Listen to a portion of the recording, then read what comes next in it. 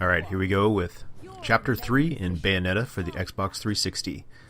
So in previous videos, I did talk a little bit about how I'm not really liking the bland sequences between the battles. And it's funny that I said that in earlier stages because I think this level, which is the Burning Ground, really improves upon the past things that I didn't like. So right here, the world is set on fire by that creature, Fortunato or something, whatever it's called.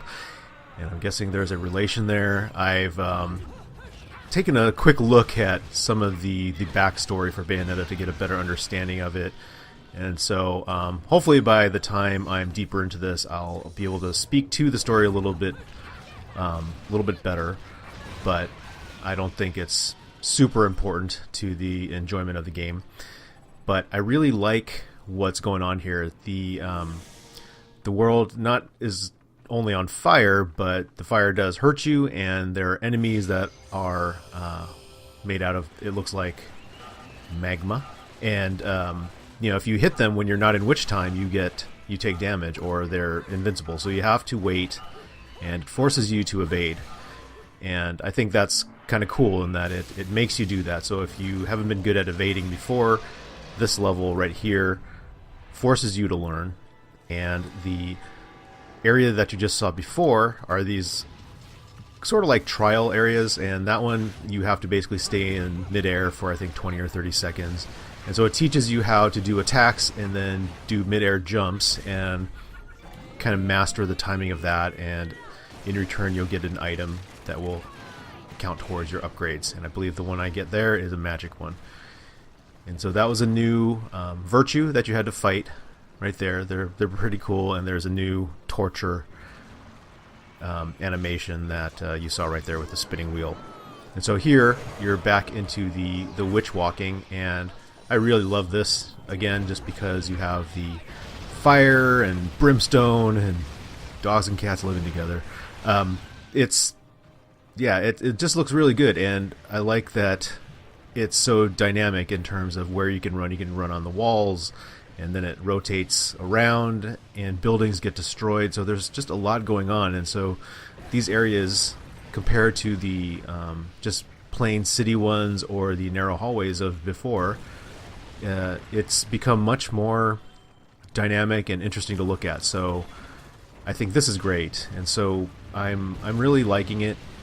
And I like the new creatures that you have to fight, and yeah, so this definitely is more of a spectacle level, and that's I think what I liked so much about the Bayonetta 2 demo, is it has that feel. Just it's crazy flying through the city, then you're on the rails, and you're in the sky, then on the side of a building, and everything's just blowing up around you. It's just really cool to look at. And so here, similarly, things are on fire, and these train cars are flipping through the air, and you're jumping off these stones floating in the sky as well. And then you jump through here, and then a quick time event appears, and you have to blast your way through this fire with bullets, which is interesting, right? So I don't get the full bonus on that because I was anticipating it, but I was a little slow to react. So after you're done with the outside, you go inside this cavern, which kind of looks Lord of the Ring-ish. That's kind of hard to say. But then you enter this area, Paradiso, which is just really cool looking. Has a old school kind of square RPG look, or maybe even stuff like El Shaddai. So I think it looks great and adds to the game's visual diversity. And veteran Bayonetta 2 players will see that I've missed the other half of the LP that I could have collected to get the whip weapon.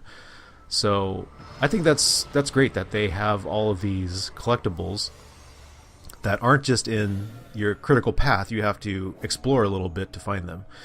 And so that right there is this hourglass item that can turn back time. And I don't know how much that will play into later parts of the game, but it looks nice, and it rebuilds this bridge that was destroyed by these pillars of stone earlier. I didn't show that, but Yeah, I think it's cool that they have all these, scripted action sequences, and they're fun, and thankfully I didn't die. But yeah, and then here's a quick time event right there. And right here, speaking of collectibles, I do like that. So there's the door on the right, and they want you to go there. But if you explore a little bit and take the road less traveled, you will find usually a hidden chest that will have a upgrade item. And so I think that's really really good. I like design like that where it rewards players who kind of go out of their way and don't just want to run to the end. And same thing here. It wants you to go to the right, but if you go to the left and jump over that rock, there's a chest here that will hide another heart. I think here I do upgrade my vitality. Yeah. And so I think you get 4 of those and it'll extend your vitality bar. And then you basically run to the end. So there isn't a huge boss battle, which I thought was interesting. They don't end every one with a boss fight. And here you can see how poorly I did. I continued 4 times, took a lot of damage, and I get the Stone Award, which I believe is the worst award that you can get in this game. So yeah, replay value in this game I think is really good, and I'm looking forward to getting better at this game and going back. So onwards to Chapter 4, and hope you enjoyed this. Thank you.